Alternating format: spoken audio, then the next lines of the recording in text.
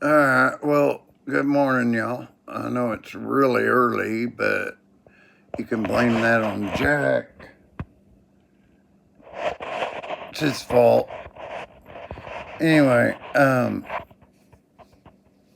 oh boy, that eclipse was really cool. And one of the great things about it was for about an hour, or maybe a little more,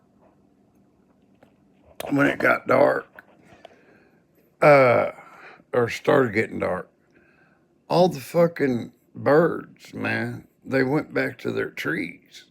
They're like, fuck it, we're going back to bed. But the traffic, there was no traffic. It was just quiet. It was nice, man.